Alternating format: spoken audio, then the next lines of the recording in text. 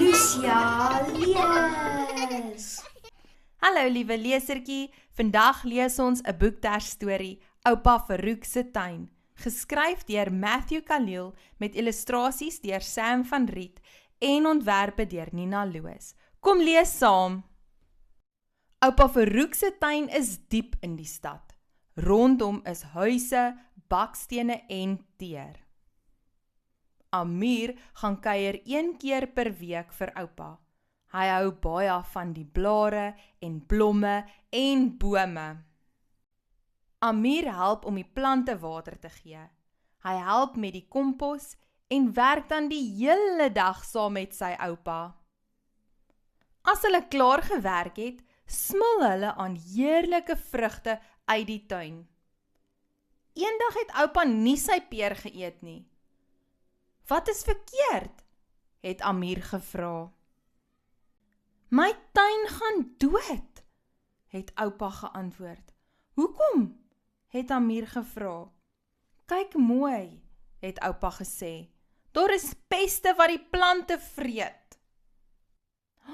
Ons het skilpadbesies nodig. Hulle is die insekte wat die peste wat plante vreet doodmaak. Sonder skilpadbesies sal die tuin doodgaan. Ek sal vir oupa 1 of 2 skilpadbesies bring, sê Amir toe. 'n Hele week het Amir oral skilpadbesies gesoek en hulle in 'n fles versamel.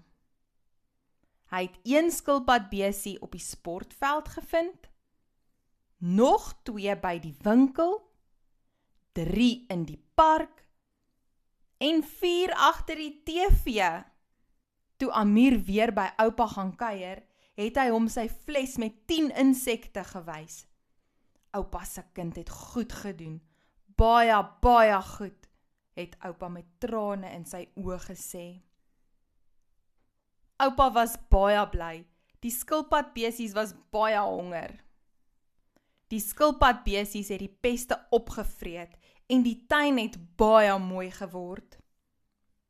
Van toe af het oupa Farouk se tuin gedoen wat tuine moet doen.